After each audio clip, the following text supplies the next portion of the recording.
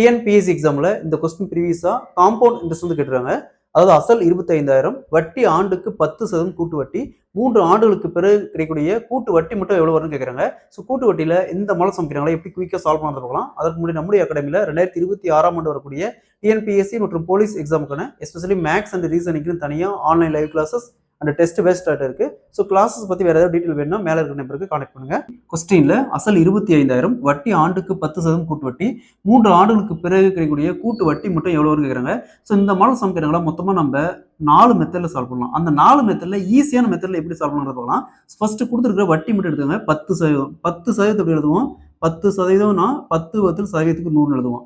So 10ஆல் அப்படியே cancel பண்ணுவோம். 1 வகுத்தல் 10ன்னு வரும். சரிங்களா? இந்த 10 அப்படிங்கிறது அசலுக்கான ரேஷியோ, இந்த 1 அப்படிங்கிறது வட்டிக்கான ரேஷியோ, ரெண்டையும் ஆட் பண்ணா மொத்த தொகைக்கான ரேஷியோ. ஸோ அசலுக்கான ரேஷியோ எடுத்துக்காங்க 10. அசலுக்கான ரேஷியோ எத்தனை? 10. நெக்ஸ்ட் மொத்த தொகைக்கான ரேஷியோ, மொத்த தொகைக்கான ரேஷியோ 10 + 1 11. நெக்ஸ்ட் வருஷம் பாருங்க, இங்க 3 வருஷம் இருக்காங்க, அப்படியே அதை கியூப் பண்ணும். ஒருவேளை 2 வருஷம் வந்தால் ஸ்கொயர் பண்ணும். சரிங்களா?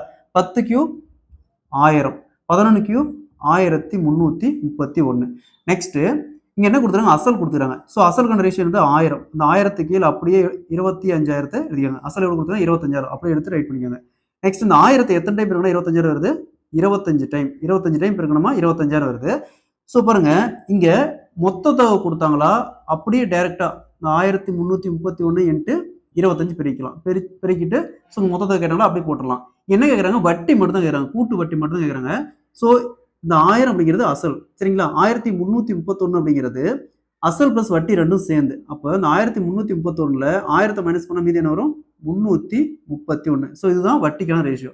ஸோ அப்போ இந்த 331 இந்த இடத்துல என்ன வேல்யூ பெருக்கணும்? 25ஆல. அதே 25ஆல இங்க பெருக்கணும். பெருக்கணுமா என்ன வரும்?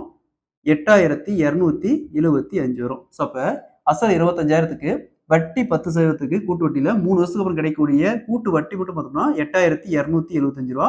Option D is the correct answer.